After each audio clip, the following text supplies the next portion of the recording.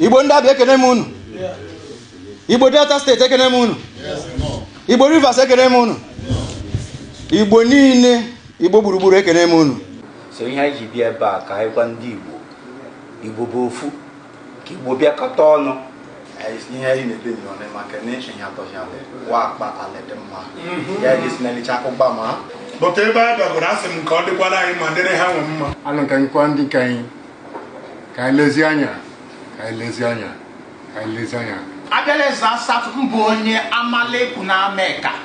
With different dialects, one language and one culture, the Igbo, one of the major tribes in Nigeria, are in the southeast, south-south and north-central regions of the country. The regional and state divides have made it difficult for the Igbo to work together to achieve common goal. Worried by this scenario, an Igbo socio-cultural organization with the name Unify Igbo Now convened a conference in Asaba, Delta State capital.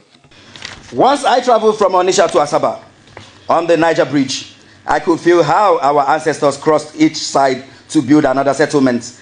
And I said to myself, if the river wasn't a barrier to our ancestors, why us? Why would we be demarcated by artificial nomenclature like Southeast, South-South, and North-Central? I bet people who weren't deterred by natural barriers wouldn't be caged and divided by artificial ones.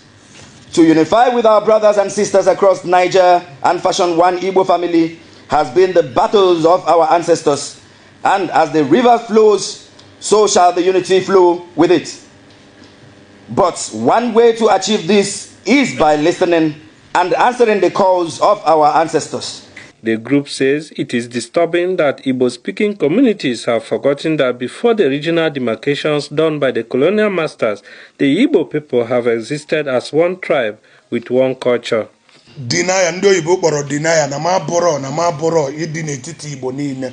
O je bụ na ịbịa na Nigeria taa achị ikewu ihe ya bịara Igbo ebe ọ dị mma. Eno ka a na-asị na Anambra, Imo, Abia, Ebonyi na Enugu so ha nwawu ndị Igbo enwe na Nigeria. Ije na news house eno ka a na-asụ mainstream Igbo. Asụsụ a niile ọ dị deceptive. Eji wee wete system a na-akpọ divide and rule. Ka iwepụ ya n'ime anyị ka anyị nwike na-afụ onwe anyị asị nwanne. A na-asị mainstream Igbo. Igbo bụ Igbo, nwere Igbo karịa Igbo. Igbo niile bụ gịnị? Igbo. Amazina nke ọ ga-esi bụ na ndị nke anyị ga-asịzi na anyị bụzi na ndị Igbo. Anyị na Igbo bụ ofu. Ọ dị dịka ile na eze ya ma nwee ike wepụ nwa na-abịa n'ime ọnụ. N'ọka anyị na ndị Igbo si dị. Enwe m ụmụnne na Mbaise. Ikwe ga-eji na-aza ụbụrụ wee na-azazi maka onuwe asụ ụvụrụ. Enwe m ụmụnne na Ebonyi steeti wee na-azazi ụbụrụ. Anyị nwa na-akpụ ụbụrụ. Mana enye niile chani ofu ụbụrụ tri nwa mkpụ afa ka ọ bụ. Ya ka anyị niile chasi buni. This one is not real Igbo. This one is fake Igbo. I'm pleading this medium for everybody to please, when you see a banker man, recognize him as a full Igbo person. Anya bụ kita na ka anyị jikọọ ọnụ. Onweghị etu anyị ga-esi ga-enwe prosperity na anyị jikọọ ọnụ na gịnị na omenala. We are out to partner with them, to partner with you, to partner with every other Igbo organizations. Name of ma. Maka na ọ dịle ba anyị mma, ọ dịle anyị ncha niile mma.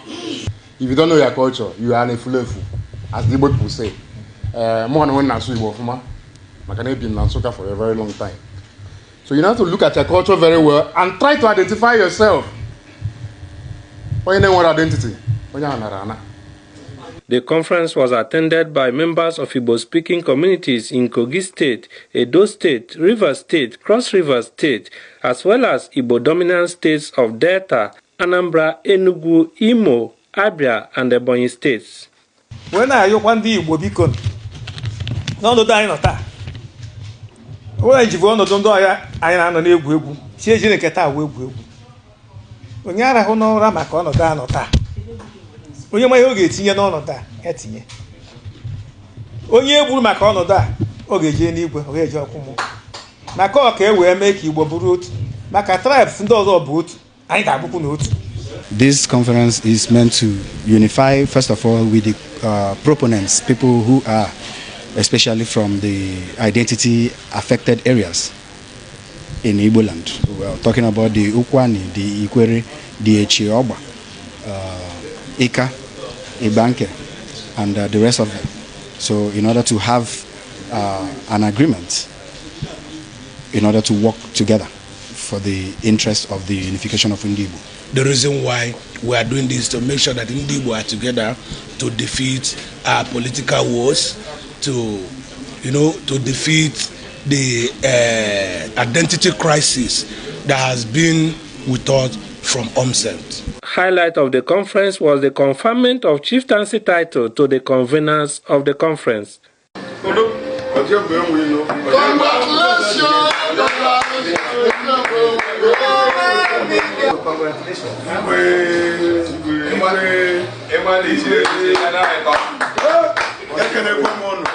The group later paid a condolence visit to the palace of Asaba over the demise of the monarch.